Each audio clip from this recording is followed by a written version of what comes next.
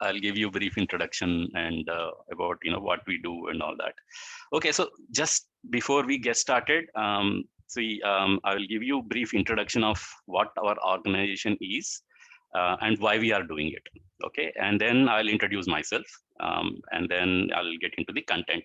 So there'll be a little bit of content about maximum of 15-20 minutes, or I don't know, however long it takes.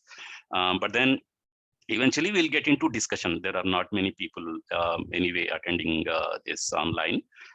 So we can actually make it as much discussion, because discussion is the one which will actually, we can come to a conclusion, and nobody wants to be preached or taught, right? So it has to come from experiences. It has to come from understanding and living with it, which will actually make us more happier, because knowledge is what makes us happier, than just the information. Information may not really, we say that we know based on information, but then it's not really the knowing. Knowing means we will actually do it happily, right?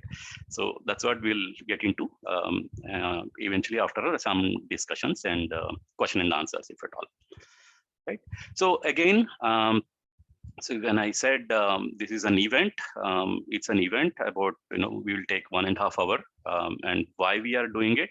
We are part of a group or a project through Amma Social Welfare Association is the organization.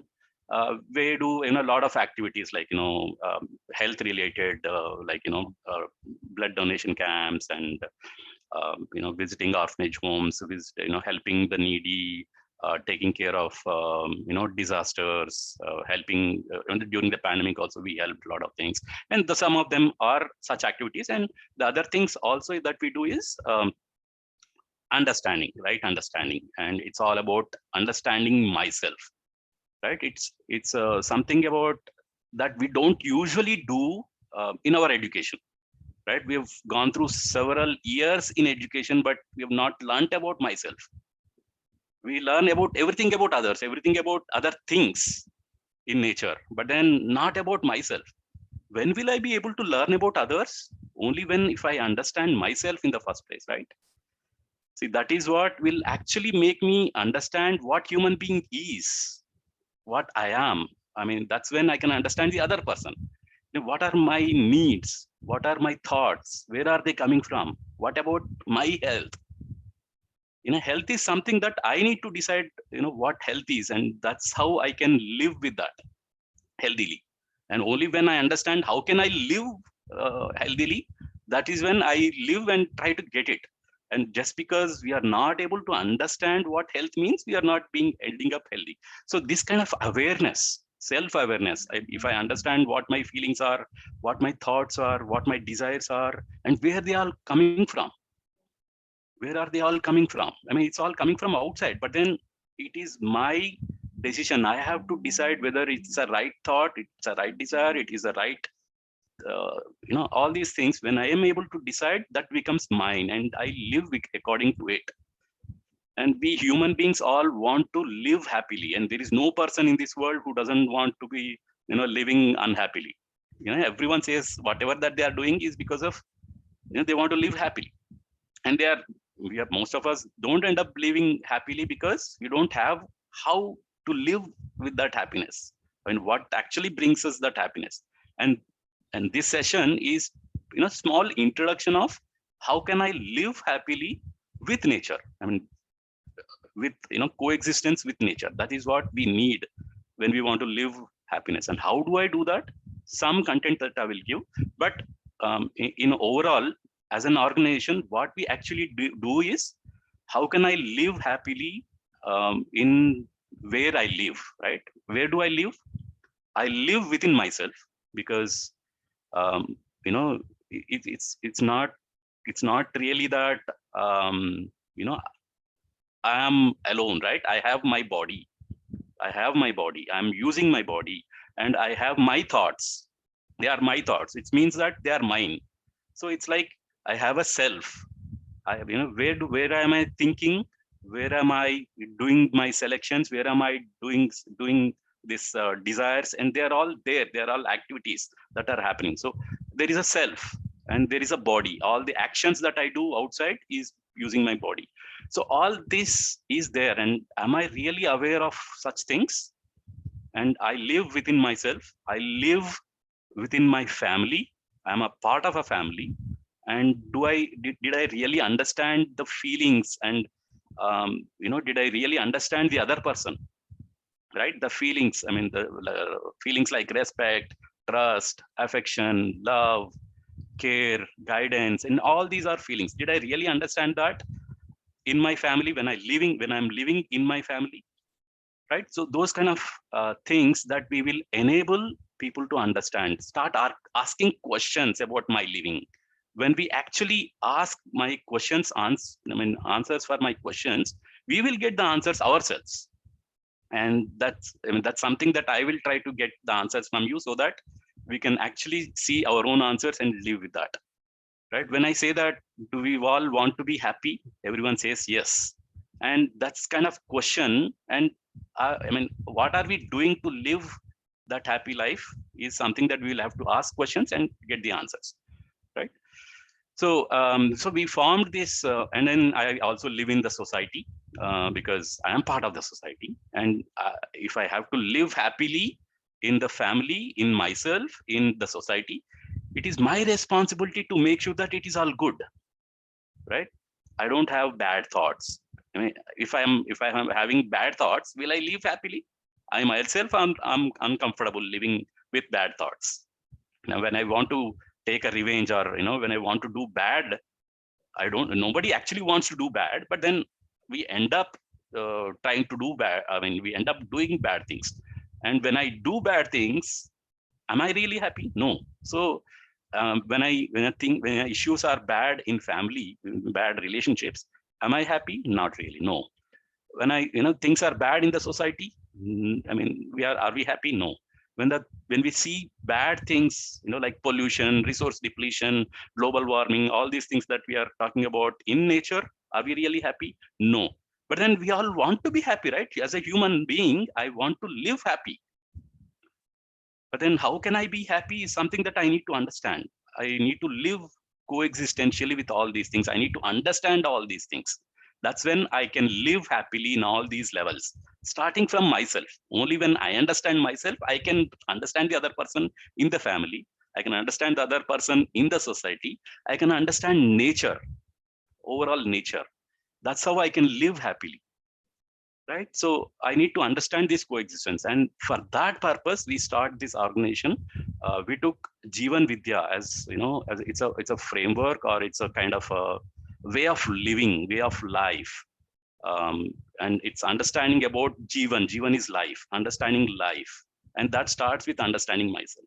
So we started this organization called Center for Holistic Development of Human Consciousness, CHDHC in short, where we take these kind of workshops. Um, it's a actually a 40-hour workshop. We take it right now because of the pandemic. We've been taking almost every month, as 7 days, every day, 2 hour, 1.5 hour content, and 1.5 hour, half hour, 1 hour Q&A sessions. And coming, I will give you details of the coming up workshop. You can also attend that. But it's about living holistically. So what I'm going to do today is about how can I live to some extent, live coexistentially with nature.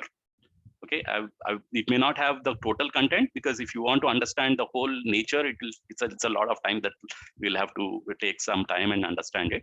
But then I'll give you a brief introduction and my experiences, basically the way I live. But yeah, coming to my introduction, you will anyway get to know me throughout my, when I'm sharing my experiences.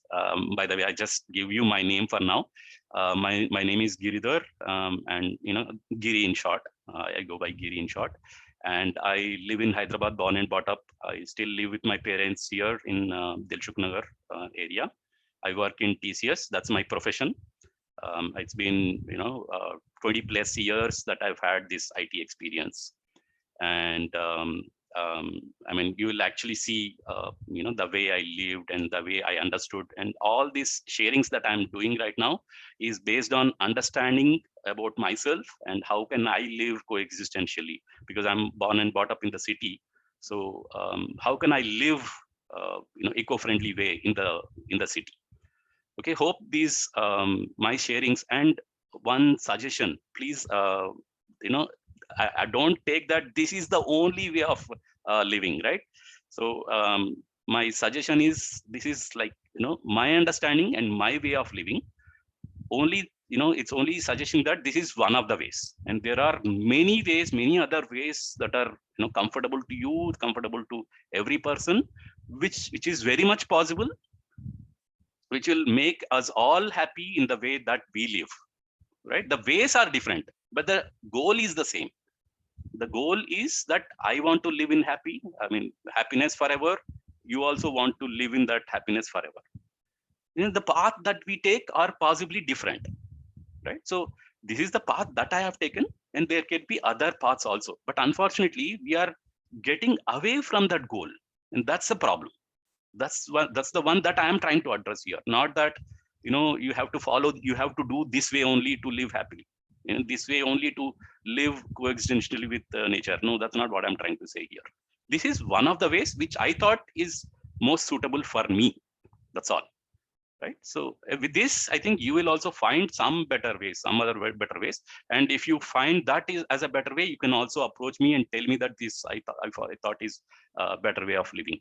Okay, then I may also get inspired by you and get some information or knowledge from you also. So that's the purpose of this session today. Okay, so let me start getting into the content, right? Okay, so today's topic, as I said, it's about eco-living, eco-friendly living, or coexisting with nature, right? So we will try to understand what exactly this eco-friendly and what exactly is nature. I mean, without understanding what nature is, how can we even talk about nature, right? Okay, and we can even talk about what city is actually, right? So that's something. And then what is this coexistence? Coexistence is a very it has a lot of depth, meaning in depth, but then I'll try to elaborate in a smaller way with respect to nature. But then to understand this word coexistence, I suggest you to attend the next full workshop that we are having. Okay, so yes, let's try to understand all this. Okay, right. So let's try to understand what nature is, right? Without understanding this, we can't really talk about nature. Okay, so to me, what nature actually means is whatever that exists, whatever that we can think of, whatever that we talk of, whatever that is there, that exists, okay, is all part of that, right? Including me, right? I am part of nature. My body is part of nature. Whatever things that I'm using, whatever things that I'm utilizing, right? Whatever things that I think is waste is also part of nature. And if I am part of nature, right? And if I want to live, is there anyone, see, let me, right now it's not about discussion, but then I can suggest you to use this chat window. When I ask some questions, you can actually use that chat window to see what your answers are to some of my questions, right? So if I am asking you, like, do we all want to have this pollution and global warming? Is there anyone who says that it's okay to have pollution? Is it okay to have pollution and global warming? Okay, let me see the chat window. No, nobody in this world wants it, right? Nobody in this world, no human wants it, right? So, but then that is happening. Okay, so let's see why that is happening and all. But then, so let's define what nature is. Like everything that exists is part of nature, like air, water, the soil, animals, plants and trees, the humans, my body, whatever that I use, everything that exists is part of nature. And I am part of it. When I want to live happily, I need to ensure that I live in that environment, right? That nature, that good nature. And if we look at it, I showed all the bad things happening in the air. There is a lot of pollution in the air that we see there. The water is not looking like water. The color of water itself is red there, and a lot of garbage lying around. And if you look at the soil, all the plastics that we use, there is a dump. And the trees or the plants are not able to come out of it, basically because of the plastic that we have dumped there. We see the animals. Talking about animals, I'll in one of our workshops we usually take this example. Okay. Humans have three kinds of fears. Okay. One is fear of natural calamities, something like the floods or earthquakes and all that, right? There is a fear about it. And anything can happen with nature. Okay. And there is a fear of animals, wild animals, right? So like a snake can bite, or lion or tiger, or fear of all that. And the third fear is fear about human beings, fear from human beings, misbehavior, or misbehavior of human beings. Which is more predominant here right now? Can you use the chat window? Which is more predominant?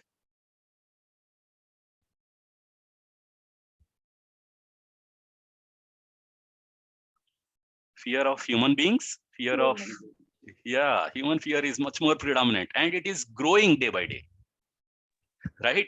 I mean, we kept all, we made all these buildings earthquake resistant, flood resistant, all that. We protected ourselves so well, everything we've taken care of. How about animals? Are we fearing animals, or animals are fearing us now? Right? And animals are fearing us now, right now. And if you look at general nature, humans are very small part, very, very, very minute part of entire nature. Like first is this material order. So this is called material order. All this is material order. And it's a lot in huge multiplied by animals and plants itself. Okay, next is the plant order. And plant order is so many varieties of plants, so many varieties of trees and whatnot. That's that also is very huge. And next is animal order, all the birds, fishes, insects, all kinds of animals. They are also huge. And next is humans. There, I mean, of course, there is a good number of population, no doubt about it. But number of humans, if we combine together, is much less than the number of animals, which is much less than number of plants and trees, which is much less than air, water, and soil. And we human beings and all these things that we are talking about, right? The earthquakes or natural calamities, and fear of animals. And why is it happening? It's all about our misbehavior with nature. And we'll talk about all that little later, more in detail, right? So it's all because of my not understanding about how I can live coexistentially with nature. That's the problem. Okay, let's try to understand why is this all happening. And unfortunately, we have not understood the next human being itself. And that's where the most fear is. When we don't understand the human being itself, when I don't understand about myself itself, how can I understand the other animal, other trees, and other material in the nature? So first thing is to understand myself. And that's when I can understand my relationship with the other person in the family and society. And I can understand the nature. And that's when I can understand, how can I live with coexistence? Right? So let's see what all things that we can have. And you can see that, animals are wearing a mask here. Right? So, I mean, that's because, we made them that way. Basically, we are kept them away. I mean, we thought that humans are the only ones who can live in this world, which is not possible. Which is not possible at all. Right? Okay. So let's go to the next slide. Okay. So what is my role with nature? Okay. Let's try to understand what is my responsibility and what is my role, because we have decided that I am part of nature. And what is my, see, everything has a role in it. Everything in the nature has already a role in it, and it has its own responsibility. It is fulfilling it already. when we look at nature, for example, I'll take one example. If I plant a seed in the soil, right, a mango seed, for example, right, if I plant it, and if I protect it for some time, a little bit of effort, not much, right, and if I wait for 3-4 years, some kind of some nurturing, if you do 3-4 years, it becomes a very big plant of mango tree. And how many fruits does it give? Thousands, right, per year. And so much of nurturing and so much of coexistence is already there in nature, because the soil is enriching the tree is enriched by itself, and once the tree grows, its leaves fall, it fruits, and in fact the seeds also fall, and it multiplies, and those trees multiply. Most of the forest that exists now is not human planted. It has grown by itself, and it will multiply like anything. It's a big multiplication that is already there happening, enriching itself by nature. We have not done anything for it, right? It's already there. And we talk about um, what is it in business, right? We talk about business to make profits, right? And the profit is already there. I mean, when I invested one seed, after eating the fruit, of course, I've gotten benefited from the fruit anyway. I invested one seed, and how many fruits that I've got, and how many more seeds that I got in 3-4 years. And is it that profit which is already there in nature? There's so much profit. And we talk about 10% profit, 15% profit, 100% profit. What is that? I mean, I'm talking about lakhs of profits, right, which is already there in nature. We just need to use it, that's all. Okay, so we'll see. What do I want to do with nature? To exploit or dominate? To coexist with it? Which means that, I mean, we are already doing it anyway.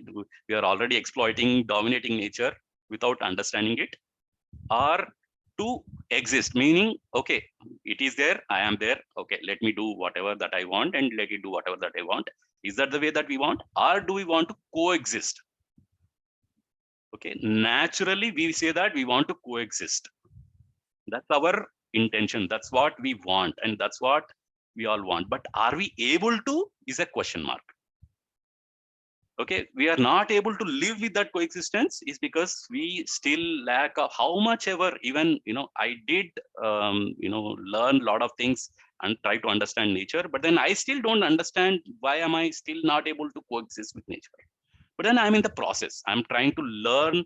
There is a scope for learning, much scope for learning throughout this journey, right? But then are we in that path is the question that we need to ask ourselves, right? Without understanding that, we try to exploit, we dominate nature, and we possibly come to some kind of existence, meaning, okay, I am there, let it be there. Okay, which is also okay, but then we need to reach here. We need to coexist with nature.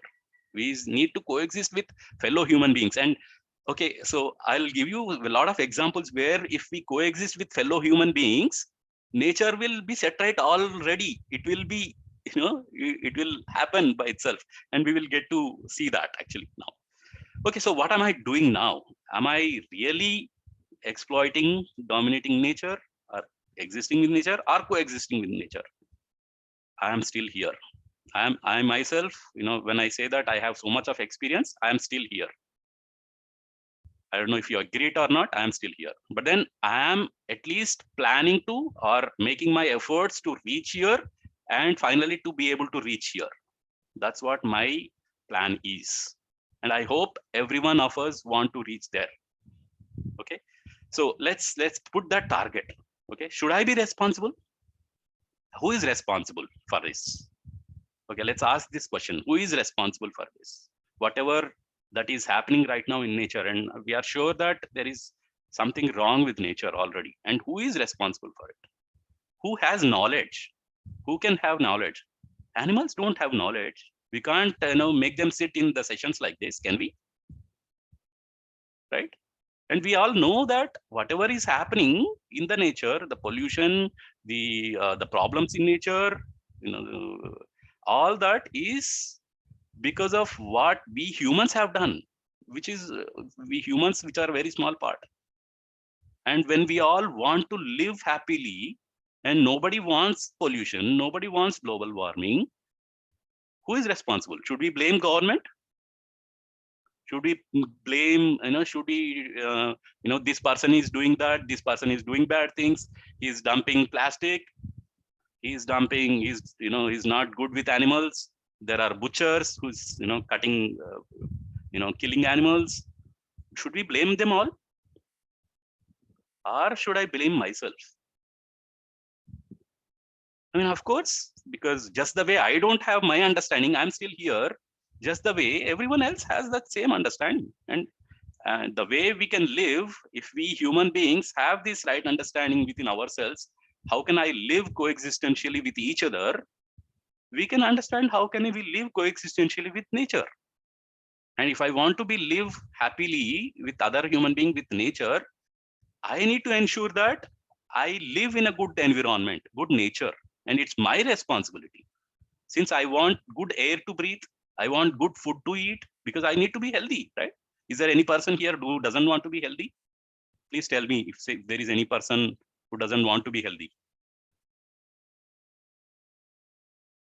No human being wants to be unhealthy. But then are we really unhealthy? Are we really healthy all the time? No, right? There are some problems, health problems. And who decided that? Who did that bad thing? I did it. Because my lack of understanding about health led me to being unhealthy. Is that what we want? No, right? Right. So I am responsible for it, that I know. But then how do I know that, how can I, what do I do to become responsible for that? Right? This is the question that we need to ask ourselves. Okay, so let's see what, when we are talking about pollution and resource depletion, what are they all? How is it coming from? Where is it coming from? And why is it happening? Let's try to understand. Okay, when we talk about resource depletion, okay, we need to understand that. If you look at it, Earth has some capacity to produce, right? As we see, like, I took that example, right? When we plant one seed in the soil, one mango tree, it has enriched, it has grown as a big tree, give a lot of fruits, and it multiplies.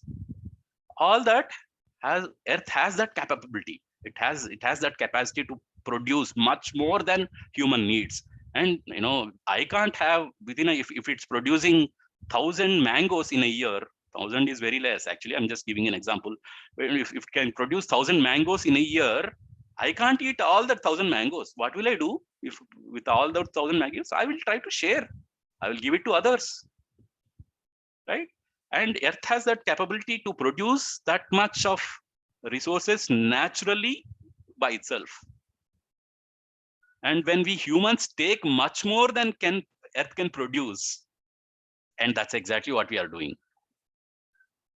right? We are taking much more than that multiplied resources that is naturally happening, and that is what is leading to resource depletion. I mean, we do need. I mean, I'm not saying that we don't need anything. See, mangoes are being produced, naturally, and we only need 100 of them. Let's use 100 of them, right? So, I mean, we also need to live and coexist with nature, right? So I'm not saying that we should not take any resources, we should keep them as it is. No, that's not what I'm saying. I'm also saying that, okay, I'll talk about a little bit about that when I talk about prosperity, samruddhi, right?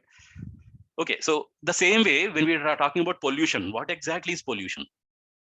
And by the way, that's the definition of resource depletion. When we take much more than Earth can give, leads to resource depletion.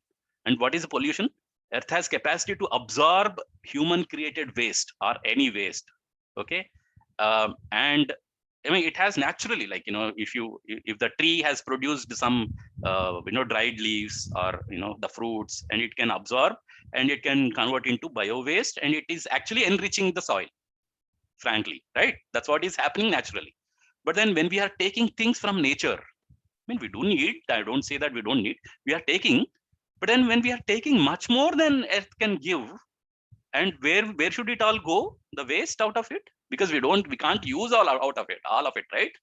So when we take much more than Earth can give, and we have to give it back because we can't use all of it, and that actually leads to resource depletion, pollution, right? We are giving back much more than Earth can absorb, and if that happens, then it's a big problem. And it can absorb much more than we can imagine. We can actually throw out. It has that capacity, but then if you are doing much more than it can take, that's a problem. That's what we are calling it as pollution. That's the definition of pollution there. And all these things that we are talking about, global warming, climate change, and these pandemics that we are coming, is an outcome of humans not understanding what nature and coexistence in nature and living with it. Okay, so the way I'm talking about here is understanding about nature and coexistence in living with nature is, again, I'll go back to the same example. When I took a seed, mango seed, and planted in the soil, that is living with it, right?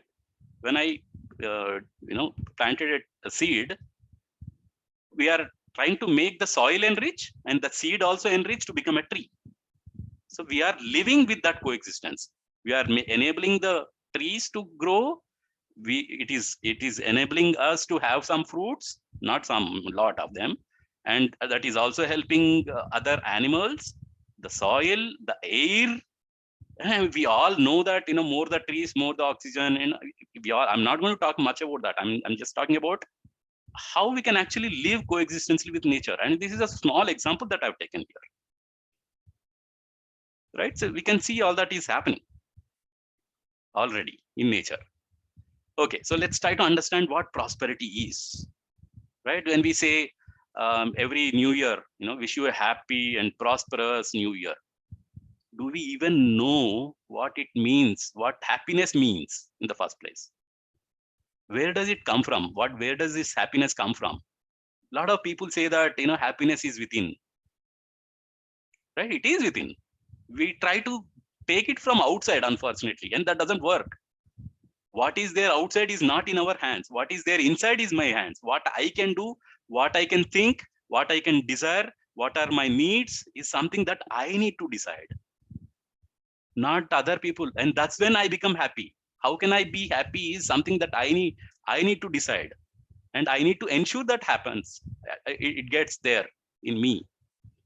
Okay, is feeling that I have more physical facilities. I have more physical facilities than what I need.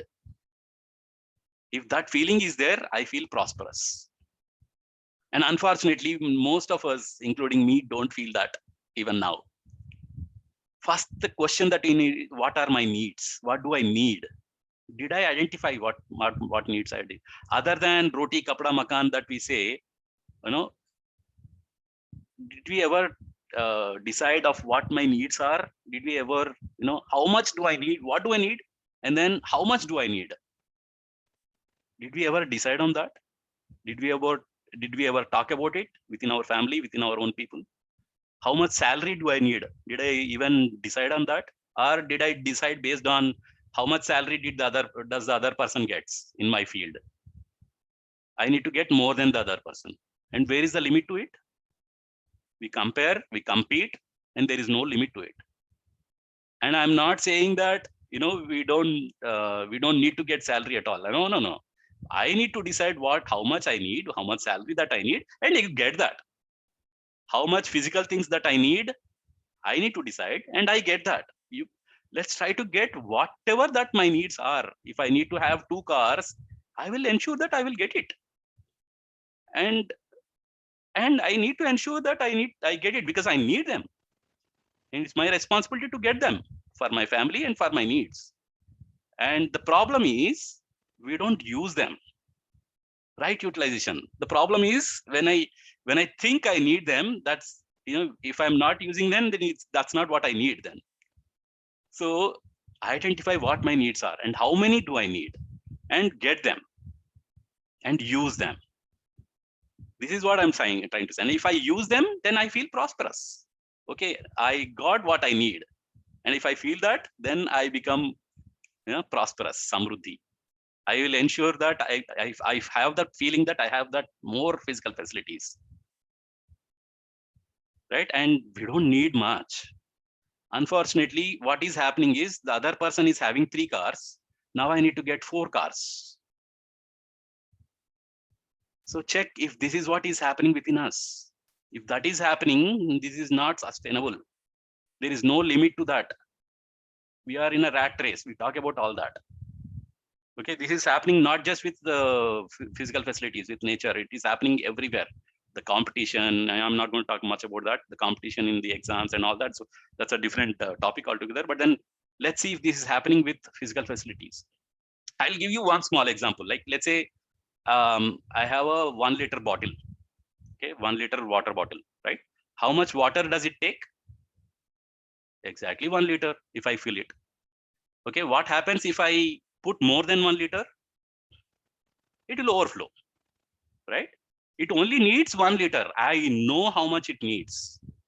It needs 1 liter. And even if I put more, it will take a little more and it will overflow. It will go somewhere else, right? Okay, so what if I put a hole in it? Someone's talking. Okay, let me. Okay. So if I know what my needs are, like if I don't know what my needs are, it's like it's a hole in the bottle, right? How much water do I need then? Unlimited water. We call it as unlimited. Okay, let's try to understand what this unlimited also means, right? Okay, so we keep on pouring water, it never gets full. And that's the state we are in. We don't know how much we need. We don't even know what we need, and we don't even know how much we need. And when we don't know, what do? We keep on accumulating. We keep on accumulating. And where does this water come from? Nature only. And if I need unlimited water, and if everyone else has the same thing, how much water do we need? Unlimited water. Even for a single person, it is unlimited. Do we have unlimited water? The earth, its size itself is limited. Where do we have this unlimited water? Okay, I'll tell you a joke. I work in TCS as a software employee. It's been 20 years I worked, and when I work in TCS, we usually think of going out for lunch during Fridays, right? We got fed up with the cafeteria and not very tasty. Okay, so every Friday we decided to go out for a buffet restaurant, right? There is this unlimited buffet, they call it, right? So fancy restaurant and very tasty. So when I thought about it, and in fact, I've had this Jivan Vidya workshops and all that, I went there along with my colleagues, of course. And when the bearer came that, see, this is unlimited buffet, please help yourself, he said. Okay, so then I called this person and then show me your kitchen. Yeah, he was kind of worried, and because people don't usually ask that question. So he just took me to his kitchen, and there I asked him, where is your unlimited food, unlimited buffet? He was like baffled. Oh, what is he asking? Sir, this is how much we cooked. But you said unlimited buffet, no? That's what they say, right? Where is this unlimited coming from? And he said, like, sir, this is how much, but you can eat as much as you can. Okay, so but do I eat unlimited food or limited food? You eat limited only, and everyone else also is limited only, right? But what you can cook also is limited only. So, but where is this unlimited coming from? Then he understood what I'm trying to say there, right? So, I mean, when we are talking about physical things, there is nothing called as unlimited, and we are being fooled by these media. People call unlimited minutes. Where are these unlimited minutes? Do we have limited minutes in a day or unlimited minutes? 24 into 60 is the number of minutes that we have, into 30 is per month. How can they give unlimited minutes? We can't even talk that long, frankly, right? Where are these unlimited coming from? Unlimited internet, hard disk is limited. Where can we download unlimited things? I mean, all these questions that we need to ask.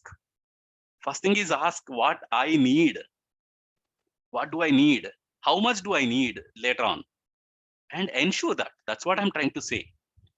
And if we don't understand that, we will exploit nature. First thing is we will accumulate, we will start exploiting nature. And once we start exploiting nature, it will not get available to the other person also, eventually to us also. Right? So that's what is happening, and that's what is mad consumption that we are talking about. And we are talking about wastage, right? In fact, there is nothing called as wastage. There is nothing called as wastage. And I mean, there is no waste. Every unit in this nature has a role to play, and it is already, every unit in this nature has some energy, and it has some energy. And we talked about in physics and chemistry, right? Every unit has a nucleus, protons and electrons revolving in that, around that. And where is that energy coming from? Did we create it? We humans created it. And if we rightly utilize that energy, it is a lot that we can use from that energy. Whatever that we are calling it as waste is because probably we are not able to use it. That's why we are calling it as a waste there. And all this pollution and resources depletion is because of our not understanding that energy and not using that energy in a proper way, not understanding prosperity in the first place. That's the problem that we all have. We never understood what this prosperity means. Okay, so let me go to the next topic. And okay, so basically we need to be aware of ourselves, aware of our my things. Okay, let me define, this is a vast content. I will give you a brief introduction about it. This will go mostly in the major content. See, I coexist with my body. If I understand that I am different, my body is different. So to give you an example, whatever things that I am using, physical things like food, water, air, the furniture, the whole house, they are all physical, and the body is physical. And I call them mine. Like whatever shirt that I'm wearing, I call it as mine, right? Whatever things that I are using, the laptop that I'm using, it is mine because I bought it and I'm using it, right? So they are all the needs of the body. Body is physical. The needs of the body is physical, are physical, and it's in a language also. When we say, when I say this hand is mine, this leg is mine, this head is mine, this body is mine. Just the way I say physical things, the body is also mine. I'm using the body just as I use the other physical things. I am using my body. I need to rightly utilize it. Body is also part of nature, and I need to and the needs of the self. So whatever things that I decide about my body is the decision made by me. If I'm deciding to do something, the decision is made by me. And all the feelings that I'm non-physical things, like the feelings, the thoughts, the desires, all that are continuous, and the feelings are there continuously in the self, just the way self is. Self is non-physical, and the things that it needs, happiness is knowledge, is non-physical. Happiness is non-physical. Trust is non-physical. And we ask, who needs this? Self is the one which needs all this. Body needs all physical things, and we say that completely. When we are aware about it, we say that okay, body needs food, air, water for protection, nurturing, and right utilization. We all need things, physical things for the body, and for happiness, for knowledge, for feelings, good feelings. These are all needs of the self, and we can separate them out, obviously. And are we ensuring all this? How much are we able to ensure all this? And all about ensuring all this for the self is the content of the larger workshop that we are going to do. But then right now we talk about more about the body needs, because nature is physical for now. Okay, right. So that's about the content that I wanted to give you. And the content also includes relationships about other human beings, right? Okay, in the family and society, that also is being taught about here, but I mean in the workshop. But here our focus is more on the nature. And let me share my experiences and how am I able to live coexistentially. I mean, I'm not saying that I'm able to completely live, but then I'm trying to find my path to live coexistentially with nature. Okay, so see, morning activities that we do, starting from toothpaste that we use in the bathrooms, shampoos that we use, soaps that we use in the bathrooms, right? Where do they all go? What are they all made of? Did we ever check what content that does it have? Okay, so just to, even if we don't check all that, My simple suggestion is to check if whatever we use in our bathrooms, put that water instead of making it go to the drainage, take that water and give it to plants. Will they survive? Or animals, will they survive? The shampoos, the soaps, the bubbly things that we use, toothpaste. And how are we able to take that ourselves? Is a question that we need to ask, right? Right? I mean, plants won't survive with that water. And that's why we all made this drainage system. Do we really need drainage system? If we use, some kind of, I mean, earlier days, what we used to use this neem tree, that stick, right? For brushing our teeth. And sunipindi, which is like, herbal powder that we used to use. And instead of shampoo, we used to use this shikakai powder. And if we use them and the same water from the bathroom, if we give it to plants, it is much more healthier. In fact, it will enrich the plants and animals some way or the other. And I mean, I'm not saying that we should not use toothpaste, soap, and shampoos at all. Is not what I'm trying to say here. I mean, there are ways to find a better alternatives which will enrich not only my body for cleaning my body, and also enrich the plants. And that's where the research can go on, right? The education can go on. And unfortunately, we are doing the all ulta ways, where it will and not only enrich plants and trees. And that's how we try to make this drainage system. We don't even need to have drainage system. And the earlier days, we never had drainage system. It is something that we created, right? So, I mean, these are all questions that we need to ask. And are they really useful for me in the purpose? Is it really solving the purpose? And where is the water coming from? Right? And we talk about, there are floods the recent years, right? The water has come into our homes, and even floodings and all that. And it is all because of our not understanding of where should the water go, where should how should it flow, where should it flow, and how should I use them properly. In earlier days, the water used to flow from the cities or places where we live. When the rain comes, it used to go towards the lakes and rivers. But now it is the direction has reversed from the lakes and rivers to humans. Because where have we left the place for them to flow? When I go out in the morning, I see all cemented roads. Where are we ensuring that water should go inside my under my ground, and then my borewell get some water? Where are we thinking about that? We don't want to any waters to stay in front of my house, but then we still want water to drink. How will that happen? Right? Okay, so all these questions, and we talk about this RO bottled water, drinking water, soft drinks, this aerated drinks. Where are they all coming from, and what are we doing with it? Do we really need them? In fact, it is proven that the so-called bottled water or purified water is after taking all the minerals out. Okay, so in the name of purification or in the name of minerals, they take all the minerals out and give it to us in a plastic bottle transported from somewhere else. Okay, I mean, what are we doing? Right? That's a question that we need to ask. Okay, so I'll give you one more example. We were there, me and my family, for one of the running events. I'm also into long distance running. Okay, I'll tell you brief about that. We went to Hampi, and we were there in the other side of the river, basically Tungabhadra river. And to go to Hampi, we need to cross that river. And for that, while we are driving, there is a Teppa ride, okay, where he also takes some vehicles also, like motorbikes and cars also on that.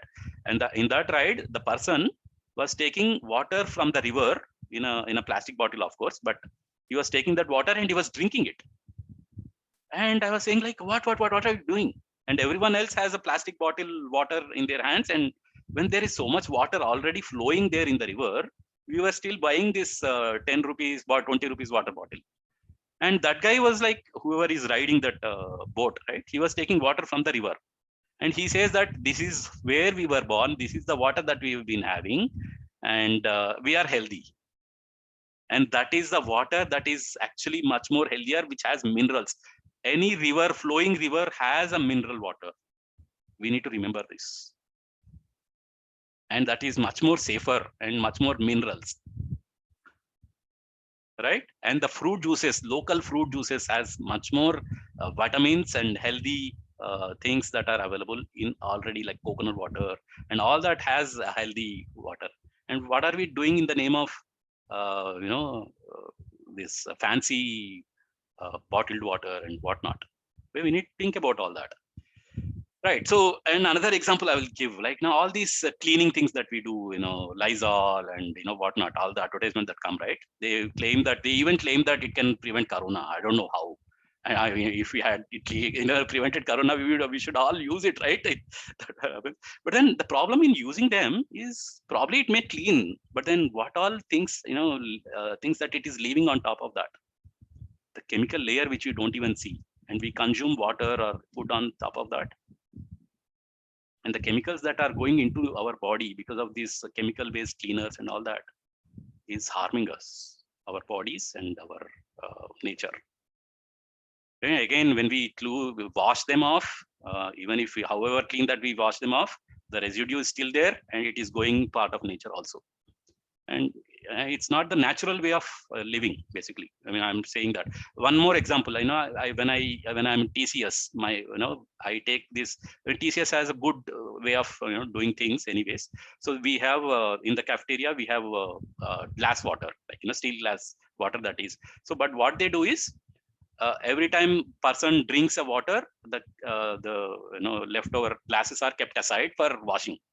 Okay, so and then the new glass or newly washed glasses are taken by the people to drink. So once I was taking the glass from the used, or someone has drank, and the leftover bottle, I was taking glass from there and filling in water. So my colleague was saying, hey, what are you doing? Somebody has used that glass. I said that this is much more cleaner than the glass kept over there. Because the cleaned glass, so-called cleaned gas, was washed with the chemicals, the so-called Lysol or whatever, right?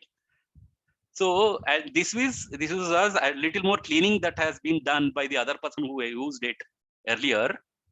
That has, I mean, somewhat has been washed away anyways, right? So this is an example where we need to understand that cleaning is not by cleaning with chemicals.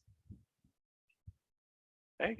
The cleaning means actually that it has to be hygienious. It has to be cleaning in all the ways, cleaning the environment also, cleaning the nature also. That's what it should be. Right? So that's just an example that I've taken. But anyway, so what I do is, so some of the things that I do, we have a rooftop garden at our home. And this is something that not much that I'm involved in, but my parents do. Okay, so my parents usually go up 2 floors up on my roof, and they have a very good setup of more than 50% of our what we eat, vegetables, come from our rooftop garden. And some of the examples that you see, brinjal and lady's finger, a lot of leafy vegetables. And you can see the papaya tree also. These are pictures from our rooftop garden. You can see papaya trees also. That's how big. And you can see a tank there with water, and that's the water that we use. And even if it overflows, the water goes into the trees around. So, I mean, there are a lot of things that we do actually. So, and we make sure that we don't use chemicals. Okay, and we have seen that, I mean, health is some factor, definitely one factor, because my father is 78 now, or maybe 79, recently he had his birthday, and my mother is 75, and both of them are very healthy. We were attacked with corona last December, and we just kicked it off. Nothing, I mean, we hardly had any symptoms. It was only proven positive. We were only proven positive. That is only because when we were trying to work with nature. And there is a lot of workout that my parents do early in the morning and in the evening. They go plant the trees. They make sure that there are no pests that come, and they take care of them, and they eat that. They cook and eat that, and they feed me also. I just gave them that, we can live like this, and they are following it. And that is what I'm saying, when we live coexistentially with people around, with our own family, they will cooperate. They will make sure that, we get all good things from nature. There is a lot of help already. We don't need to do much. All we have is, if we have that awareness and little bit of effort, our family members will cooperate, and our family members will get that for us. And we need to understand, where is this food coming from, food that we eat? Do we all want good food or bad food, poisonous food?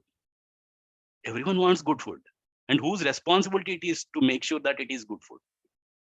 Is it some FDA, food, FSDA, or so many organizations are there which are trying to make sure that food has quality is good? Naturally food quality is good already.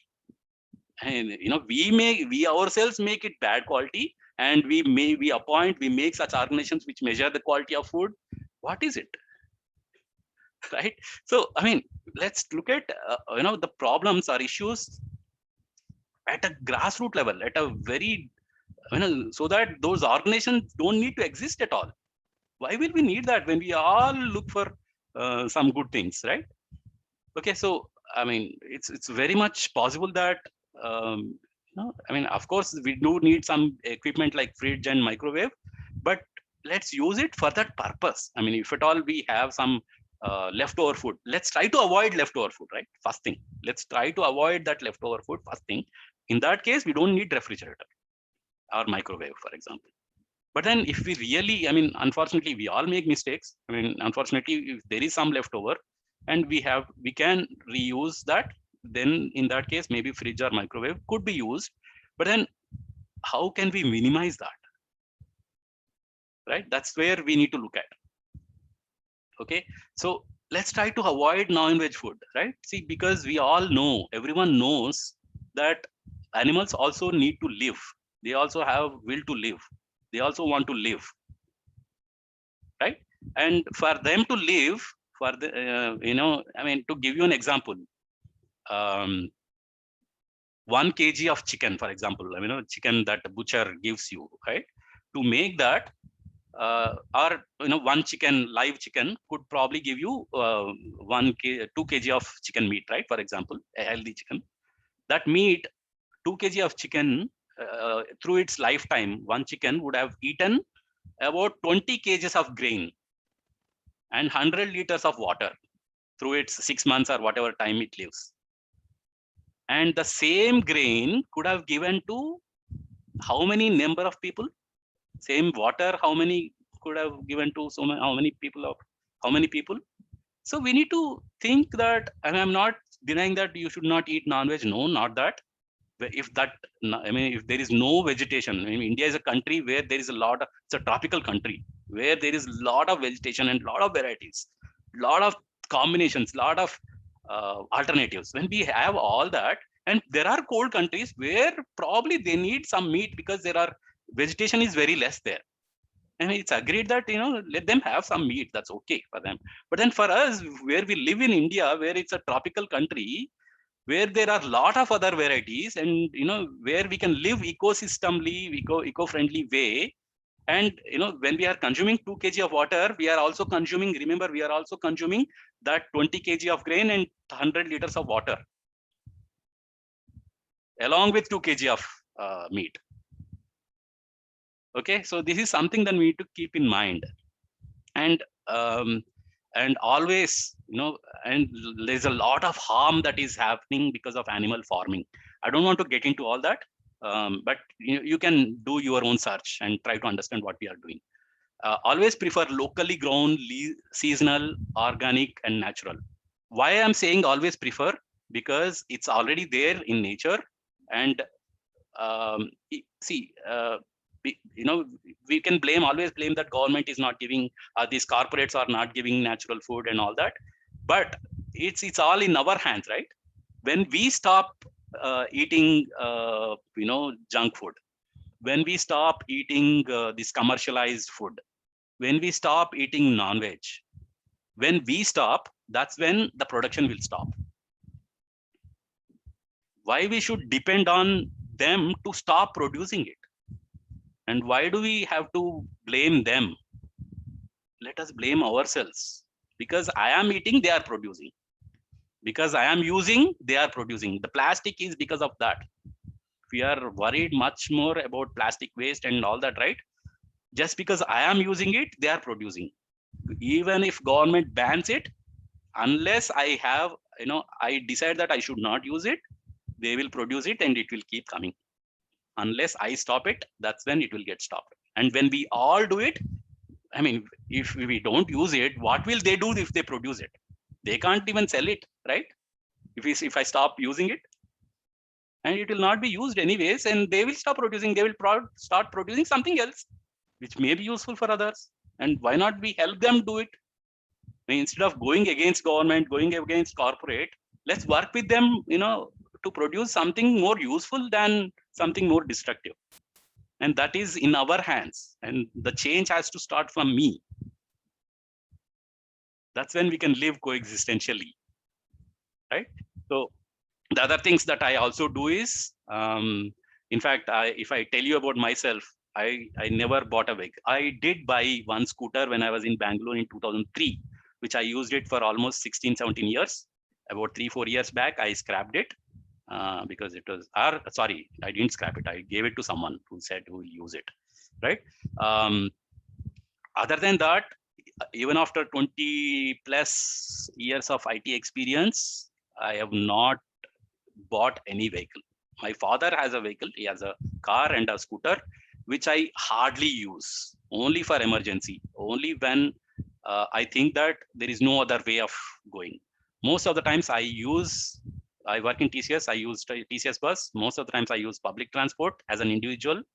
I use city buses, I use metro, I use MMTS, and sometimes I use cycle. And I live in Dilshuknagar, and it's 28 kilometers to Gachipali where I work. 20, sometimes I work in Adipatla also, 20 kilometers to Adipatla. And we also have something called as Car Free Thursdays initiative that I and my friend have started some years back. And I try to follow that most of the times. Once in a week, I cycle to work. Right? So I don't bother about how many kilometers. I'll tell you, how much distances I've ridden cycling. And I do it for a purpose. All this cycling and running that I am into, I do it for a purpose. Okay, I'll tell you more about that. And my running and cycling has started because I started walking only mostly to commute. I used to work in 2005. I used to work a company called Danla in Banjara Hills, and I go till Panjagutta by bus. That time there was no MMTS. MMTS was there, but that was not the place where I can go. There were only buses, no metro that time. And I used to get down at Panjagutta, and I used to walk about 3 kilometers to my office in Banjara Hills. Okay, so that makes me so happy and so comfortable. And when I do that, right, I don't have any tension of buying a vehicle 3 lakhs or 4 lakhs a vehicle. No bothering of maintenance, no botheration of insurance, no botheration of traffic. Somebody else is driving me, right? No botheration of traffic, no botheration of parking, no botheration of tension while riding. That this guy will hit me. This guy will.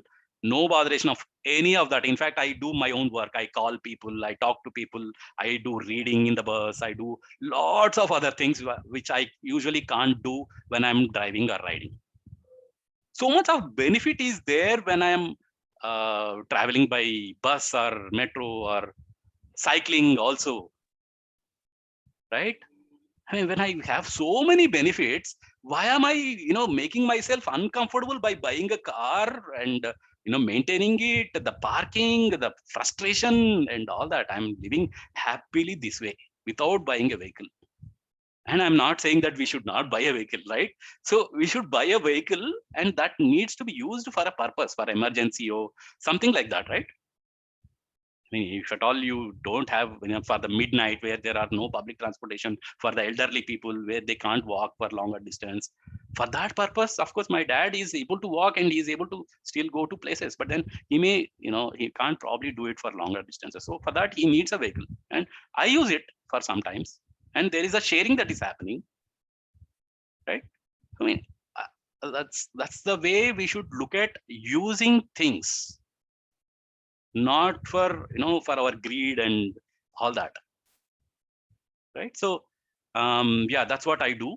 And apart from that, I also volunteer. I work with several NGOs, and Hyderabad Runners is one of the things that I work on, where I do long distance running. I did marathons. I organized. I'm helping charities and NGOs to fundraise through this event. People do donate. I help people, NGOs, to create campaigns for their people to run. And running is about my own health, because I started walking, and where I see the benefit, I also do running. And I run with people, with groups. I'm involved in LB Runners, LB Nagar Runners group, and I train people to get into running. The Coach to 5K is a recent event that has started, and I take care of Amirpet Lake Runners, where we can live healthy lifestyle. We don't need to really take a bike or car out if we are going out for taking vegetables, buying some groceries. Why do we really need to go out with a car or a bike? And of course, petrol is increasing, and I'm not bothered about it at all, because it is good. At least that will make us not to take bike or car out for some time, right? But I mean, of course, that should not be the reason. The reason should be that I should be healthy and my environment should be healthy. Okay, someone talking, let me mute. Okay, right. So that's the purpose of using the vehicles. And I do these voluntary activities with NGOs. I work with several NGOs which are into health domain. Hyderabad Runners is one. I work with, in fact, Amma Social Welfare Association, where we do holistic living. Universal human values, or Jivan Vidya, where I can live happily, is one of the education related activities, NGOs, that I'm associated with. I'm a board member of Hyderabad Runners, as well as the Sama Social Welfare Association. I'm involved with several NGOs, organizations which are involved with nature. So this is a part of what we are doing right now, is a part of that activity. Okay, so and awareness, I'm creating awareness about nature and how we can live coexistently with the environment and nature. So this is one part of that. Okay, as you can see, this is my office, Adipatla, and there are a couple of friends who accompany me also, while riding. Every Thursdays we plan to do that. This is Kedar, one of my friends, and this is me with the red shirt. Okay, so, and we do follow all rules and regulations, traffic regulations. We do wear helmet. Most of the people who are going on the bikes themselves are not putting the helmet. We do put helmet and go, right? Yeah, we do. I'll tell you about next workshop. Okay, so yeah, this is the cycle that I have, and it's my bullet, I will call it as. And there are so many advantages of that I've listed here. So many advantages of cycling. Health benefit, commuting works at zero travel cost. I enjoy, and I do whatever, like, sometimes I even there is this barrier, right? The road divider. I cross it. I can lift my cycle and cross it, which you can't even do it with a bike or even car, right? So sometimes I break the rules. Red light is there. I just carry my cycle and walk, because pedestrians are allowed to walk, right? So I mean, all this is very much possible. I enjoy the route. So all of this that I do, and I keep my bag with me, my own bag to carry groceries. I get my shopping done, and I do lots of things while cycling. Okay, so, and I suggest, please verify yourselves of what we are doing with this media, that advertisements that come across. Is it pressurizing us to get their products, or do we really want it? Fairness screens. I mean, do we want to be fair? Do we want to look good, or do we want to behave well, or do we want to coexist with them? What is the purpose of our living? And if you want to be fair, and if our behavior is not good, what is the purpose of having fairness screen, right? I mean, all this, smartphones that we use, the gadgets that we use. I'm not saying that we should not buy iPhone and all that. Buy iPhone, that's fine, but make use of all the features that it has. No, right? Who should be smart? We should be smart, or the phone should be smart? We should be smart enough to use it all, use it all, with all the products, with all the features that it has. The vehicles, the clothes that we have. How many clothes that we have? I mean, how many things that we have at home, which we thought that I would die if I don't have that. as if, you know, we bought so many things, and how many things that we are just keeping there on our almara or some place, and where we are not even aware of. We've not used it for months. Is that not exploitation? We are not making it available for others to use it. Is that not exploitation? And I'm not saying that we should not buy. See, if we need it, we will buy. But then let's not make it underutilized or overutilized or no utilized at all, right? That's an exploitation. So that's what I'm trying to say here. And I work with several NGOs, and you know, I don't know if you have heard of it. There used to be Rahagiri, Car Free Thursdays, where we used to cycle every Thursday to work. And all the work that I do, if I have to travel, mostly I use my cycle, and I use metro or bus or whatever that I am comfortable with, and I'm happy with it. It's not sacrifice. I'm telling you frankly that I am happy with it. It's not sacrificing. I know that's not what I'm trying to say here. Okay, so I'm involved with you know, a lot of health and fitness, like Hyderabad Runners, Happy Hyderabad, Hyderabad Relief Riders, Green Army, and all those things. In fact, I'll tell you more about it. See, this is my rooftop, and this is a tree in front of my home, where it is slightly bent as of now. I'm trying to protect it. In fact, my family members are also against it because you know, it is obstructing electrical wires and all that. But I said I didn't go against with them, right? See, this is the important feature. Not let us not go against with people to protect nature. No, that's not what I want. Let's coexist with humans first, and they will help us. And this is an example. I tried to protect this tree, and I told them, you know, my parents, and you know, where they were also against it, and my parents also, that the coolness, the weather, you know, even in summers, we feel very comfortable even in summers also in our home, basically because of this tree. And all the pollination that happens on our rooftop, you know, all these trees, all is it because it's because of this tree. And all the birds that come on top of our rooftop, and this in fact, I use a ringtone that is recorded with the birds chirping, and I use that ringtone in my phone even now. Okay, so all this is happening because of this tree, and I tried to protect it. I told them all these advantages of having, and then they came along with me, and I'm able to protect this tree, right? So, and I'm a vegan by choice. I don't take any of the dairy products, including dairy products, like, you know, no milk and anything that comes from animal, because I believe that it's not really necessary. And I'm not saying that you all should be vegan, is not what I'm trying to say, but there are alternatives where we can be, you know, living coexistentially. In the name of milk, the harm that we are doing to all the cattle, all the animals, is humongous. It's very bad. Okay, so again, I mean, if it's difficult for you, I mean, let's not bother, but try to understand, you know, if I'm really coexisting with nature, and try to minimize some of the things that we are exploiting in nature, knowingly or unknowingly. Even some of the things that we may be doing unknowingly, but let's try to be aware if I am doing really something bad with nature.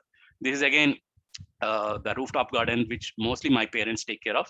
Sometimes I do help them because I also need to contribute to some extent. And there is a solar panel also. Okay, and some of the things that I do, experimentation with electronic gadgets and all that. I don't say that I don't use these gadgets. I do have a smartphone. I do use them. I do use them well for a purpose. Okay, so some example that I want to do. This is this thing again, and there is this rainwater harvesting that I'm set up some 10 years, 6-7 years ago, right? So I mean, all the water that gets accumulated over the roof also gets dumped into there is this pit that we put, and that water goes inside that pit. And I mean, before this, we used to have every summer, I mean, it was 20 years back borewell basically. So we used to fall short of water every summer. But now, after this rainwater harvesting, the last 6 years, not only us, the neighbors also have never lost any water. Just because of we put in that rainwater harvesting pit, even our neighbors also got advantaged. Okay, so that's possible. And so when I say that I don't drink milk products, I have many alternatives. I make my own milk with almonds, cashews, coconut, soya, peanut. I make my own curd. I mean, you can see the earthen potter there, right? So I make my own sweets, with no dairy in it, coffee, tea, paneer. And this is not what I make. Sorry, I take that word back. This is what my family makes it for me. Okay. If there is no family cooperation, I would not have done anything at all. Okay. Right. So all this is possible, and there are products that are available from, very alternatives. I mean, let's minimize that also, but then, sometimes we do want things that are possibly not made by ourselves. So some things I avoid, these purse, belts, shoes made of leather. And there are cheaper and much more durable alternatives uh, that are there. Now I use some kind of resin kind of belt, which I bought for 100 rupees or 150 rupees, which is lasted for years together. And the wallet that I use is made by Goonj. People with cotton who work, take these old clothes and make products and help the rural and urban people, old and poor people. Okay, so it's like helping them and helping myself also with the wallet, good wallet. And that wallet doesn't just slip off easily. Leather wallet usually slips off from the pocket, but this pocket doesn't, because it's a cotton. It sticks to other cloth, and so much advantage is there, right? I mean, there are so many examples like this. We make sunipindi, which is like, the bathing powder. We make shikakai, and I make sure that sometimes I may have to use some of these chemicals like shampoo, but then I minimize it. And my bathroom is more or less trying to make it natural, and the water that should go out of my bathroom need not go into it is actually right now, but then need not go into drainage, not necessary, is what I believe in. And so many alternatives I make. We made this ice cream, the dahi vada, palak paneer. This is tofu, by the way, which is made out of soya, basically. So this cake is made by my daughter on my birthday. You can see my name also, Giri, not very much visible, but this is completely vegan, no egg and no milk. She made it on my birthday. And see, this is what, and people cooperate, we can do wonders. And we can see the benefit out of it, and we will feel more happy when we work with people and we work with nature. Right? So many things, you can see all kinds of things that all others who actually eat, and it's not that I'm missing anything. In fact, I have more choices now. In fact, with all these, I have curd, I have ice cream, I have cake, I have kheer, I have sweets, everything are there. It's just about our creativity and living with coexistence with nature. That's all. Our creativity is unlimited. That's what is unlimited. All other physical things are limited. Okay, and this is the cycling that I do. I go to my village. So before I will take a little more time on this, but if people want to leave because they may have commitments, I will announce the next workshop that we have about living in coexistence. Okay, there is this Jivan Vidya workshop. If you have already registered, you will get an email or SMS about WhatsApp message about it. There is this workshop that we are conducting. It's a free workshop. We may expect some donation, right? About 500 rupees, which is the cost of our organizing this event, because it's a 7-day event and there is a full-time volunteer who is actually helping us, conduct this event.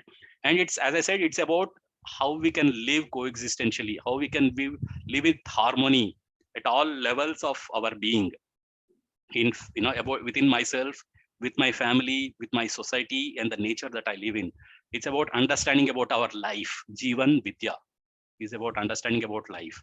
It's demystifying the happiness and fulfilling relationships, understanding about relationships with others, with other things in nature. Okay, so we are having this workshop from 20th November to 26th November. It's online. You can register. You will get a link to join. 1.5 hours in the morning, and the timing is from 7 a.m. to 8:30 a.m. in the morning, and there'll be 6 p.m. to 7 p.m. Q&A where you can come and discuss. Morning also is kind of interactive, little bit interactive, but evening is more about your discussion, your questions, and your questions answered there. Okay, so we will give you all the details. So I suggest you all to attend this workshop because, I mean, as I said, only if I understand, this is about understanding myself. Only if I understand myself, I can learn about others and other things. Okay, so that's about the workshop that I wanted to give you before I conclude. Okay, so and some of the photos that I'll show you, right? This is about my cycling. I go to my village cycling. This I've done like 3-4 times at least. My parents actually were born in a village called Pochampalli, Julur Pochampalli. And this was I used to go there when I was like 5-6 years old. And after that, my grandparents died and I'm not going there, but I still go there to see the house. This is a more than 100 years old house, no cement used. It was our mortar or lime, still there. People are still living there, right? Okay, so I mean, it's possible. It's not the cement that we use that is actually, that is, the cement houses are not even lasting for 40 years these days. And so this is also one of the things that we can explore. Natural living is very much possible. Okay, and much more cooler inside. The house that is made out of limestone, and so much of possibilities. And this is about 50 kilometers from my place. So I ride 100 kilometers at least cycling. Okay, I went to Bidar, I went to Warangal cycling. Okay, so a lot of things that I did, and it's for a purpose. And Bidar and Warangal, I went there to run half marathon there.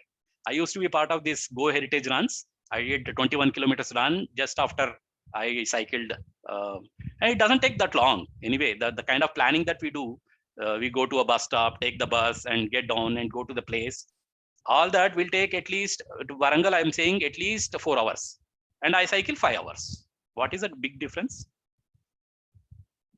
5 hours to Warangal, ho jayega, aaram se, maximum 6 hours, even if we take breaks. So there is hardly any difference, and my health is ensured. There is no pollution, right?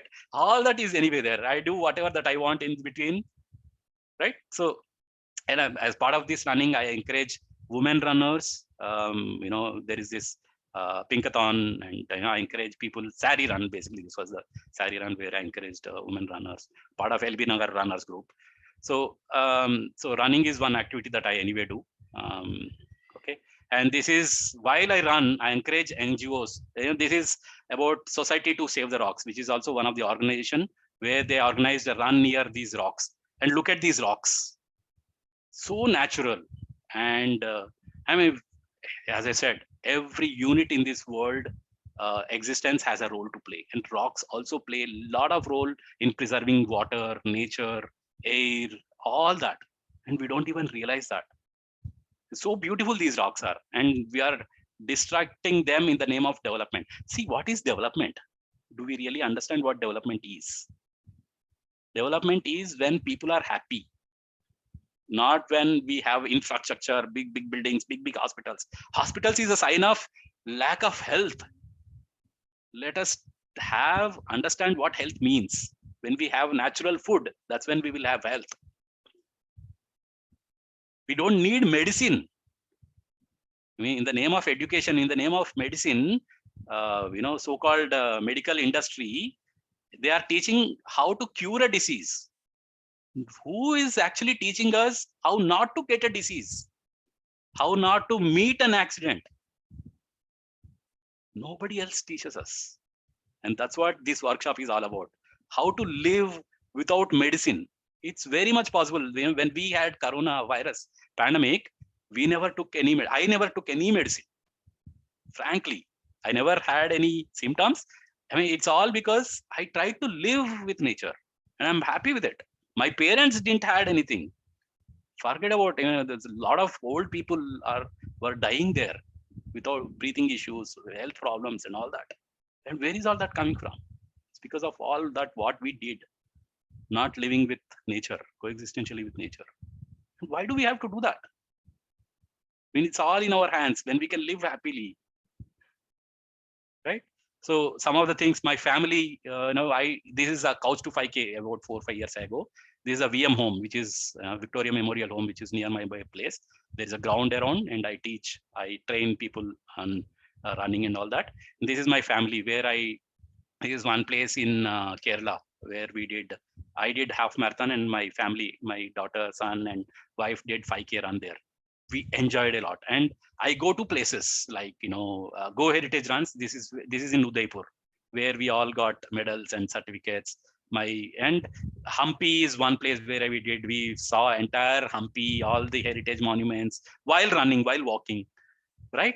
I mean, we can do wonders. And I was the brand ambassador of this Go Heritage runs, where I participated in all 12 runs that they organized all over India. Udaipur, Hampi, Badami, in Kerala, a lot of places. In fact, in Hyderabad, in fact, that run that I showed you, the Work for Society, is also part of that.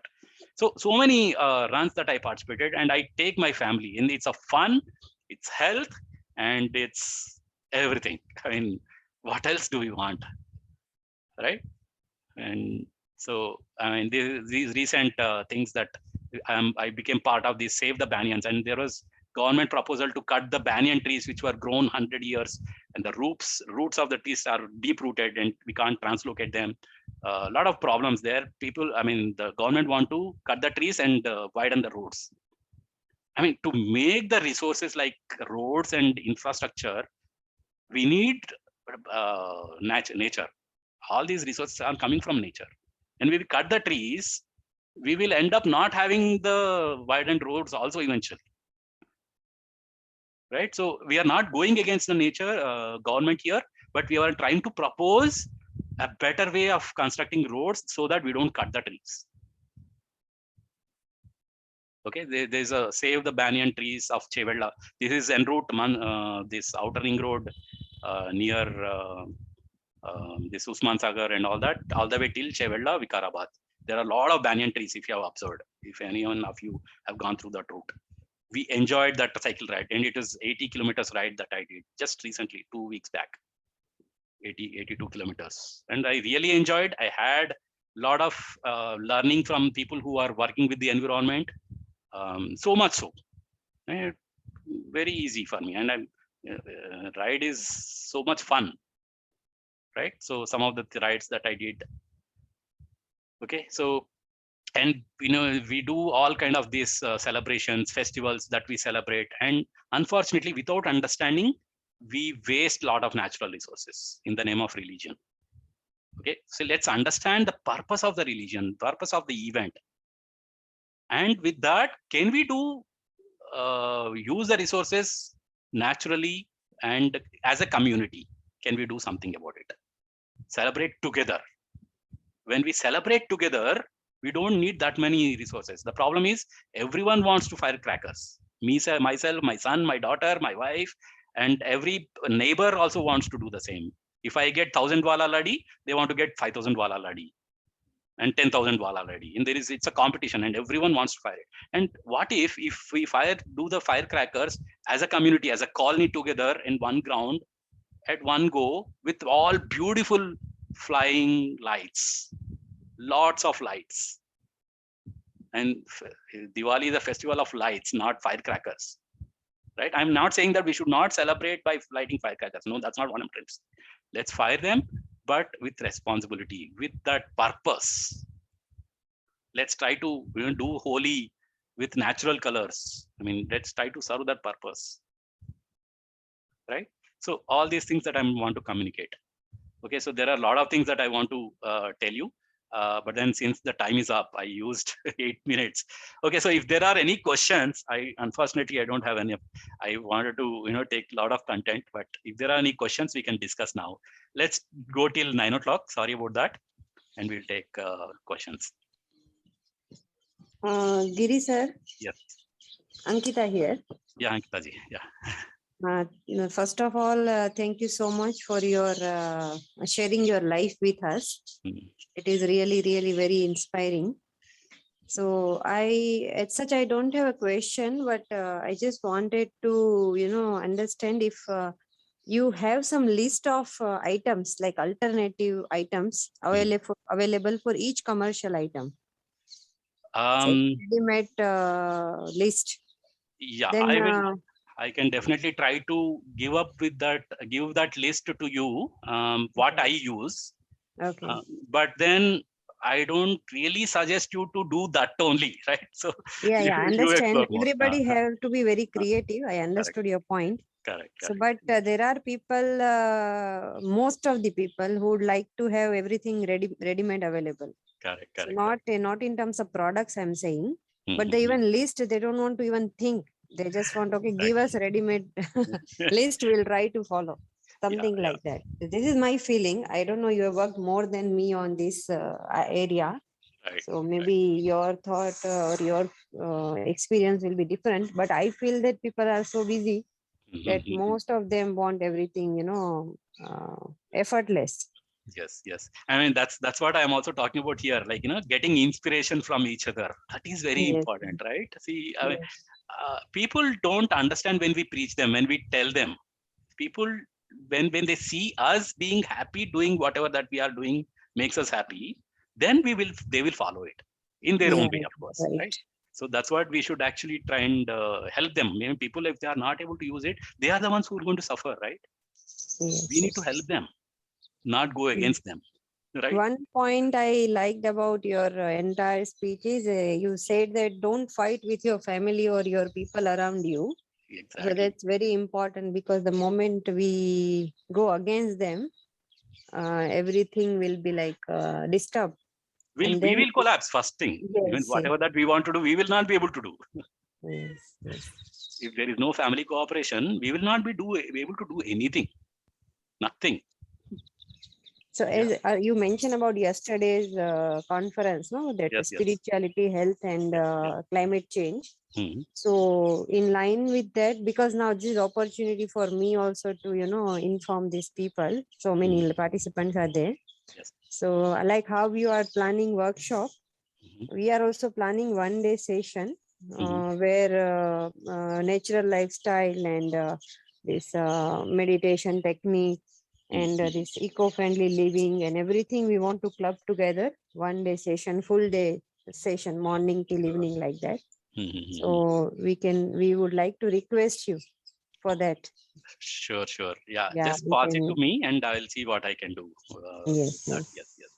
And so, I mean, there is a similar workshop that you are also organizing. Even with your workshop is about living coexistentially with others, basically. No, no, no, So not a similar similar. thing. So you can It's also, more help on us. more focused on health, medicine free life. As Correct, correct. I have yesterday seen that you, yesterday. Yes, yes, yes, yeah, Acharya Mohan Gupta ji and yes, yes. Yeah, yeah. with them. So it is more focused on that, but we want to have one small session on this also. Mhm. Not Yeah. fully on this, but Mhm. yeah, it should be like a part of that main workshop, like Right. that. And my suggestion also is that I am also ready to, if at all you need, you have people who can actually, try and understand this knowledge. I am also ready Mm. to, give a session like this, a Yeah, yeah, customized, sure. whatever the way that you want it, Yes, sharing my experiences or the content itself. So yes, yes, yes. myself, and there are a team of 7 or 8 people that we are right now. All of them are like me, more or less like me in their own Yeah, way. yeah. Okay, I'm I not just can alone here, understand. right? So there Yes. are many more people like me there, and I'm the one who is taking the session today, but there are other people also. In fact, there is a parallel session going on with Hari, Dr. Hari, who is a Okay. NIT Warangal professor, is taking this session, similar session in Telugu. Parallel session is going on right now, actually, Okay. but that's Okay. more about living, understanding the self. So that's a different topic. But then, yeah, there are people who are living like this. Very nice and very inspiring, and you are doing a very good job, sir. Thank Yes, you. thank Thank you you, for that. thank you. Yeah, yeah. And see, basically, it's not for praising me. I mean, I'm not looking at that. I mean, I'm anyway happy with whatever that I'm doing, and that's what I need. Okay, so I only need inspiration from you, and if people get inspired by me, and if they are able to follow it, nothing like it. I'm much more happier. Yeah. So as far as myself is concerned, I sir never used any cosmetics for past maybe 3-4 years. Mm-hmm. I don't have a single lipstick or nail polish or any kind of cosmetic with me. I don't use any creams or I don't apply on in winter also. I don't apply anything. If at all I need, I put some small amount of ghee. That is That's also very, very little. that's why you are so happy, actually. Thank you. That's I why you don't are attending this nowadays. workshop with me. Yes, nowadays I'm not even using a soap. Most of the time I take bath with only water, and sometimes I use that homemade Bathing what you powder. call it, that powder. Right, right. Yeah, yeah. I That's mean, it. there are many Shampoo people is the who make one it. thing we are Mm, not able to avoid till now. mm. But yes, so that's why I asked you that if we have some sort of, that list available, Right. it will be, and everybody, not only you, maybe all the participants can also give their input. Yes, yes. In fact, Instead of this, use this, instead of this, use this, like that, from morning till night, mm, what mm, all we use, what all products we are using. mm, mm. So how Eh, can we replace them with and natural products or not product? When I say the word product, again, it is not eco-friendly fully, right. but a natural alternative. Right. See, Ankita ji, most of the things that I came to know, including the bioenzyme, right? That is all Mm-hmm. coming from Less Waste Group only, that where Yes, we are yes. part of, right? So Yeah, yeah. bioenzyme is something that I've started recently, last 1 year. Since 1 year, I'm making my own, floor cleaners, bathroom cleaners, toilet cleaners, utensil cleaner is basically based out of bioenzyme only. And that is one thing. And the homemade, the bathing powder that I use is what my mother makes. Every time we Mm-hmm. peel oranges and lemon thing, so we dry it in the sun, and with some this Chana powder, dal, chana yeah, dal. chana dal powder. We mix it all, and we make it and little bit of flavored things like Mm-hmm. rose substance. I don't even know basically it's a recipe. I don't exactly know. My mother knows it, and she makes it, and I use that only as a powder. I don't even buy from outside. So I mean, it's all we can do. But then we can also help people who make such products and people who do research in making it creatively. Definitely, Yeah, very yeah, much possible. definitely. Better than the chemical ones. Yes, yes, much better than that.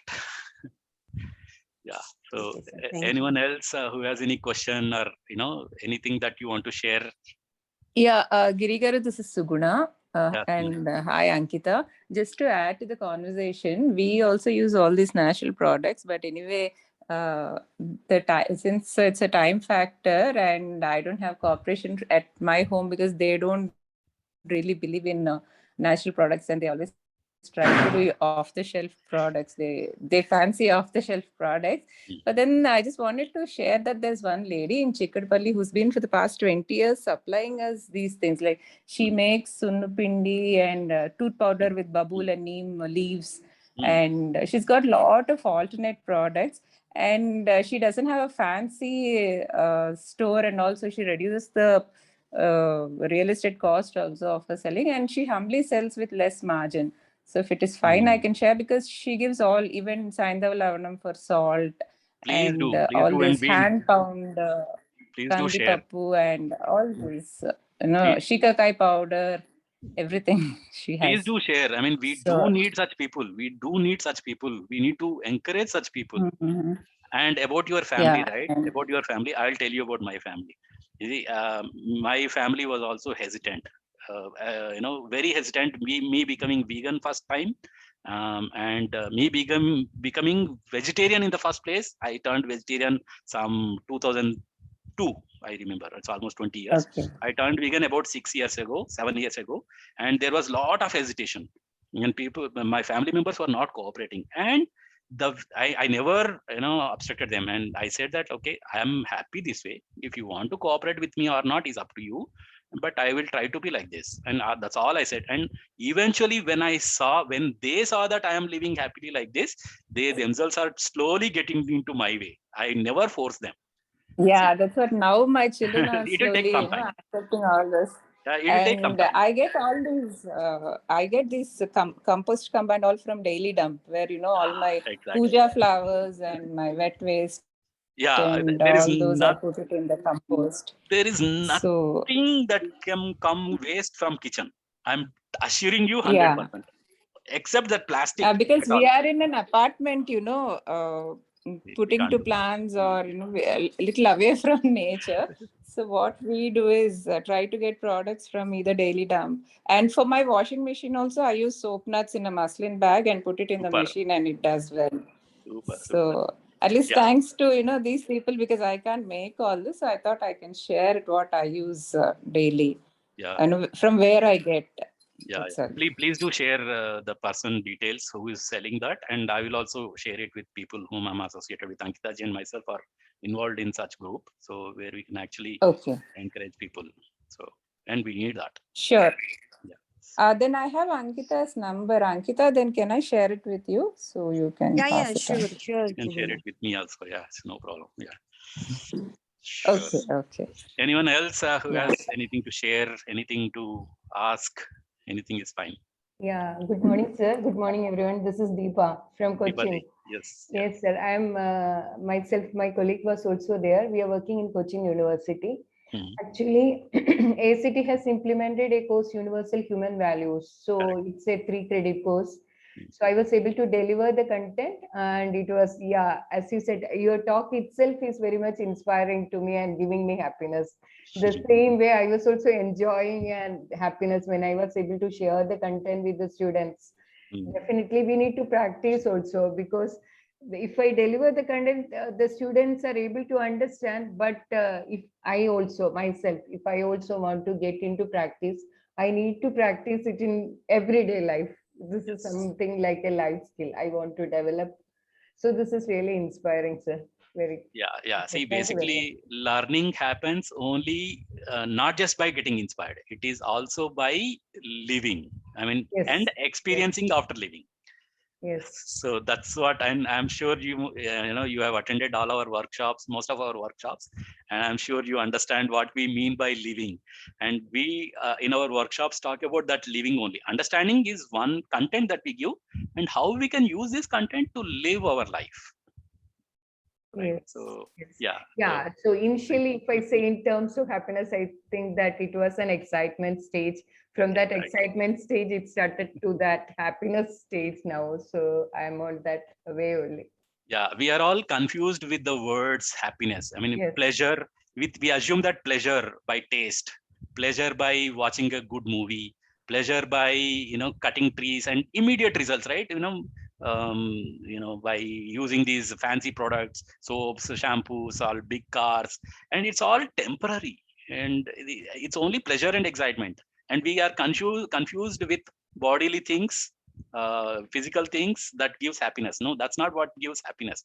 Happiness is something that comes from our understanding about relationships, our understanding about relationship with people and nature. And that's what this workshop is all about. Thank you, Deepa ji, for throwing light on that. Thank you, sir. Thank you. Giri Garu, Yes.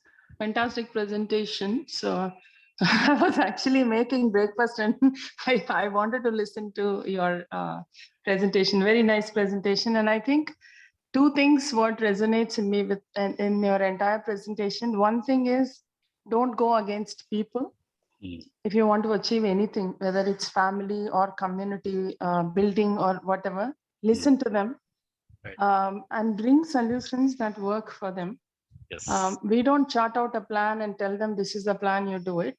We understand why they are not doing certain things and how to get them, make them inclusive in all these things. Yes. And living by example. These two things, absolutely what you've said is 200% true. Because if you didn't live by example, how will you tell that experience? See, I have many times Exactly. seen people from cities who go to design things in villages. I feel it's a wrong thing, because if you've never lived in a village and if you've never, put, your foot in their shoes, you will never understand what is the life of a villager. Yes. And that's why we Okay. end up designing villages like cities. Yeah, we are harming them basically. True. Yeah. So, and we call that development, right? So, Yes. so I think how you live by example and what is the true meaning of happiness and what are you seeking? Every day, even I ask this question to myself. Sometimes there are a lot of frustrations, agitations when you work, in a public space, anything, even for well restorations and that. Every day, some challenge or the other comes up. But at the end of the day, I ask myself, what is it that I want? Right? The answer is very clear that you want to protect water. So just focus on that. So everything else just goes away. So I think living by example and don't fight with anyone to make things happen for yourself. Because I also feel even the money I donate or, I constantly work for the lake restoration or maintaining something or working towards this well restoration, I keep putting my money also in it. But I make sure I earn that money. I don't put family at the thing that for my passion, to follow my passion, I should not take money from the, what's in the family pool and then spend. If I want to drive my passion, I should make sure I earn that. So the last few years in my design studio, whatever I get, I put it in that. So I think you should live, life very, very meaningfully. And I think, like you said, once you start growing or once you start using these, products that are not harming nature, one grows into the other, I feel, right? True. You start doing one thing and then you Multiple just things.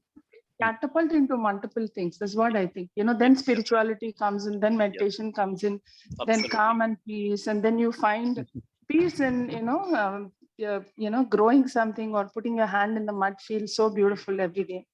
So I think and very good presentation. I think we should keep having these conversations more and more in different platforms. And yes, yeah. Definitely.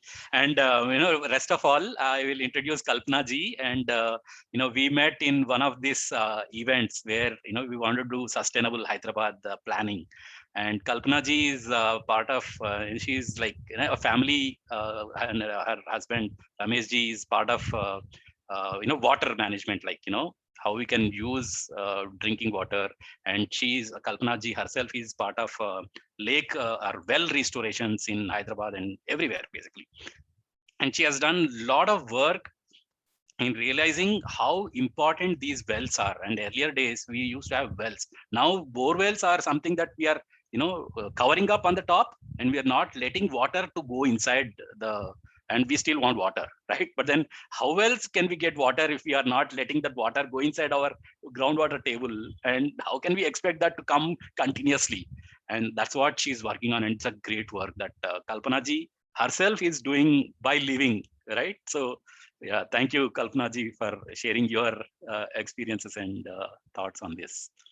And yeah, will continue to work together and make this happen. So anyone else who has something Thank to share? you, Giri Garu. Another thing, there is a group called Living Without Medicine.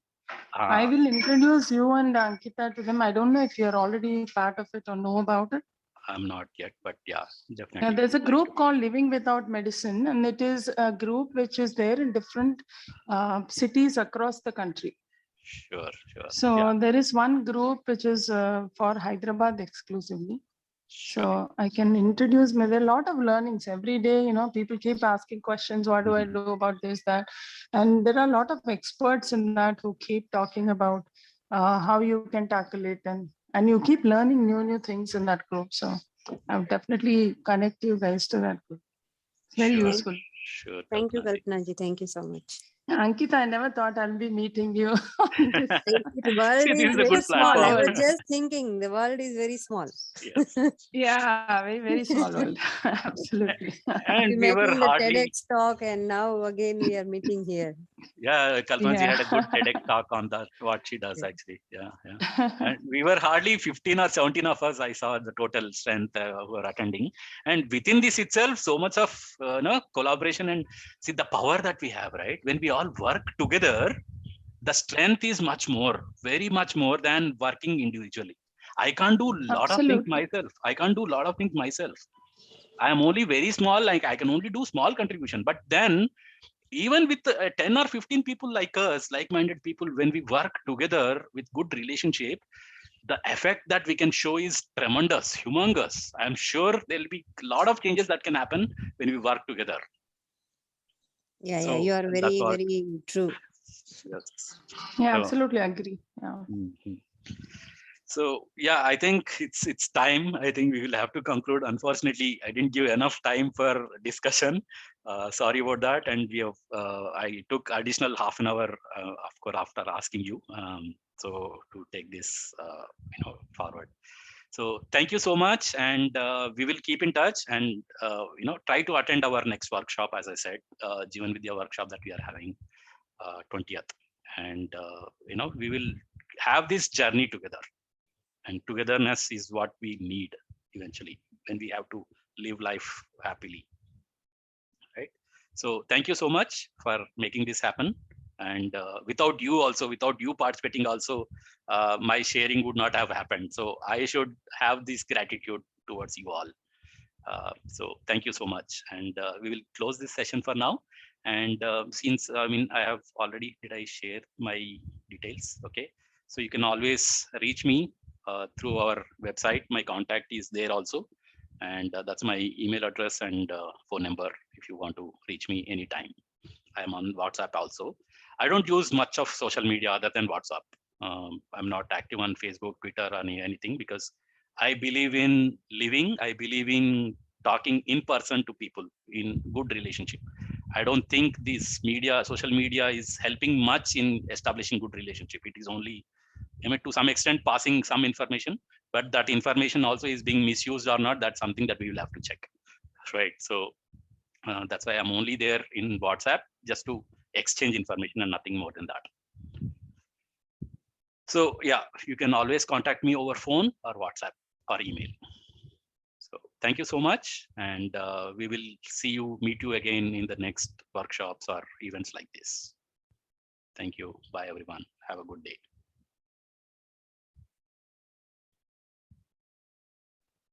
Thank you, sir.